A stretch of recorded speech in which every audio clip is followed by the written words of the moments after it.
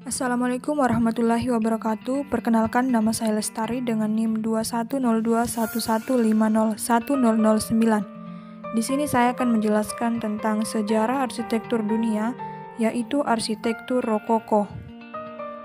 Sebelum itu kita harus tahu apa itu arsitektur. Arsitektur adalah seni dan ilmu dalam merancang bangunan. Dalam artian yang lebih luas, arsitektur mencakup merancang dan membangun keseluruhan lingkungan binaan, mulai dari level makro yaitu perencanaan kota, perancangan perkotaan, arsitektur landscape, hingga ke level mikro yaitu desain bangunan, desain perabot, dan desain produk. Arsitektur juga merujuk pada hasil-hasil proses perancangan tersebut. Lalu apa itu arsitektur rokoko dan bagaimana sejarahnya? Yuk kita simak penjelasannya. Arsitektur rokoko adalah gaya bangunan yang populer pada abad 18 di Eropa. Rokoko dikenal juga sebagai barok akhir atau late barok atau rocaille, karena bertepatan di periode terakhir arsitektur barok. Kita bisa mengenali gaya arsitektur ini dengan sangat mudah, karena ciri khasnya yang rumit, mewah, dan seperti istana. Gaya yang satu ini pertama kali muncul pada abad ke-18 di Paris. Kemudian, gayanya menyebar ke hampir seluruh Eropa sebelum pada akhirnya jatuh dan diganti gaya neoklasik. Motif batu dan kerang sendiri memang bisa kita dapatkan dan temukan di berbagai bangunan dengan arsitektur gaya rokoko ini. Meski sekarang sudah dianggap sudah ketinggalan zaman, namun masih banyak bangunan di Eropa yang menggunakan arsitektur rokoko. Sejarah arsitektur rokoko berasal dari Paris di tahun 1730-an yang dipopulerkan oleh Louis XIV. Gaya rokoko identik dengan bentuk benda hias dan pengaruh emas pada semua perabotannya yang menjadikan perabotan menjadi simbol kemewahan. Arsitektur ini awalnya dimulai di salon elit, tempat berkumpulnya para bangsawan dan kaum burjois. Karena salon elit tidak bisa dimasuki oleh halayak umum, gaya ini pun menjadi identik dengan kemewahan dan kekayaan. Salah satu arsitek yang menggunakan gaya ini adalah Germain Boffrand yang mendesain Mansion Hotel de Soubise. Setelah populer, arsitektur ini mulai bermunculan di luar Prancis seperti Austria, Rusia, Jerman, Italia, Portugal, bahkan Amerika Selatan. Kemudian ciri khas arsitektur rokoko. Yang pertama adalah bentuk lekukan. Rokoko identik dengan gaya lekukan, berkelok-kelok, spiral, dan bergelombang. Bentuk lekukan ini merupakan perlawanan terhadap gaya klasikisme yang identik dengan bentuk lurus. Kemudian ciri khas yang kedua adalah kejutan di setiap sudut. Gaya rokoko terkenal dengan gaya yang memiliki kejutan di setiap sudut bangunan. Bukan hal yang aneh jika kita dapat menemukan sebuah tangga besar menjadi pusat ruangan atau lukisan indah di langit-langit pada sebuah ruangan. Kemudian ciri khas yang ketiga adalah menggunakan semen. Bahan umum bangunan yang bergaya rokoko adalah semen yang plesterannya dibuat menjadi bentuk unik yang memukau. Kemudian yang keempat, dominasi warna pastel.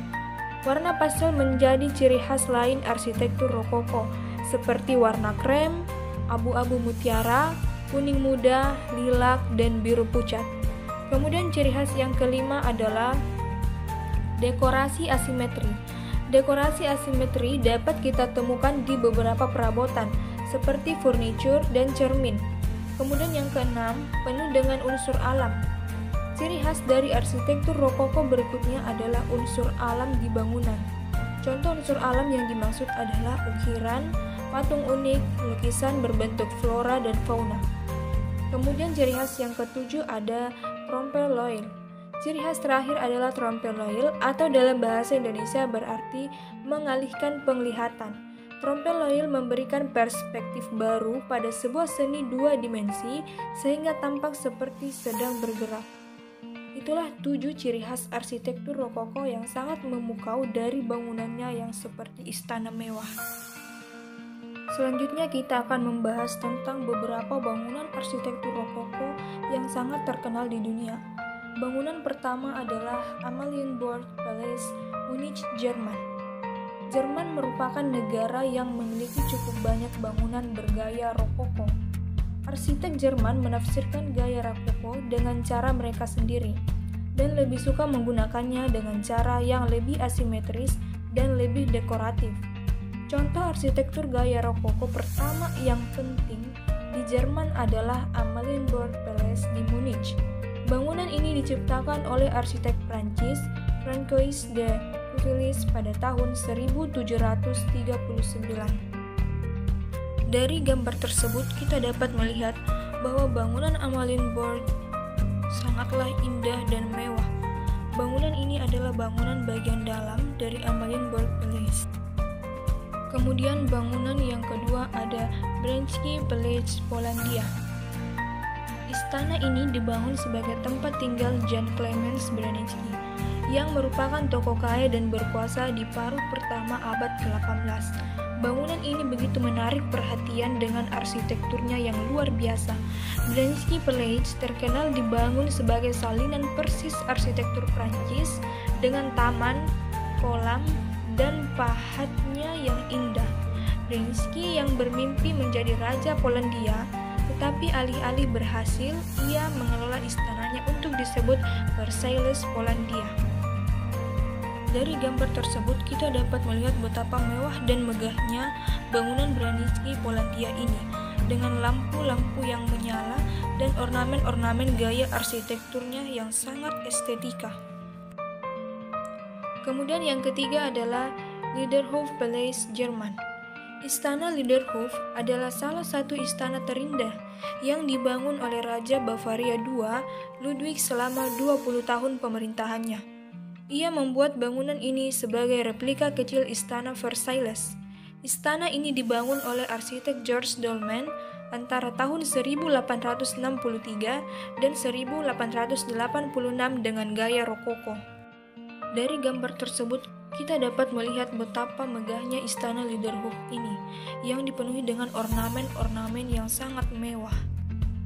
Bangunan bergaya arsitektur berikutnya adalah Catherine Palace St. Petersburg, Rusia. Catherine Palace dibangun oleh Permaisuri Catherine, istri Peter I Petro the Mad, yang dikenal sebagai salah satu kaisar Rusia yang paling kuat dalam sejarah. Istana ini mengalami pemugaran berdasarkan gaya rokoko, di mana sepenuhnya digunakan pada tahun 1756 dalam bentuk barunya. Istana ini yang menggunakan sekitar 100 kg emas untuk desain interiornya selama pemugarannya, sehingga dikenal sebagai arsitektur era rokoko yang paling megah. Kemudian bangunan arsitektur rokoko yang terakhir adalah Hotel de Soubise, Prancis. Bangunan ini memiliki banyak detail dekorasi sebagai elemen penting arsitektur rokoko. Perpaduan warnanya pun begitu indah dan mewah sebagai tanda dari rokoko arsitektur. Itulah 5 bangunan gaya arsitektur yang masih terkenal hingga saat ini. Meskipun arsitektur rokoko ini adalah arsitektur yang sudah lama, namun arsitektur ini pasti akan berkembang karena hingga saat ini masih banyak kota-kota bahkan negara yang menggunakan gaya arsitektur ini, karena arsitektur ini adalah salah satu daripada banyak gaya arsitektur yang sangat indah, mewah, megah. Bagaimana tidak negara-negara akan melupakan gaya yang satu ini. Gaya yang satu ini adalah salah satu gaya dari sejarah arsitektur yang terkenal hingga saat ini. Namanya pun masih sangat dikenal oleh berbagai negara-negara yang memperhatikan nilai arsitektur estetika suatu bangunan. Sekianlah presentasi materi dari saya yang berkait dengan sejarah arsitektur dunia, yaitu arsitektur rokoko. Mohon maaf apabila ada kekurangan. Wassalamualaikum warahmatullahi wabarakatuh, dan terima kasih atas perhatiannya.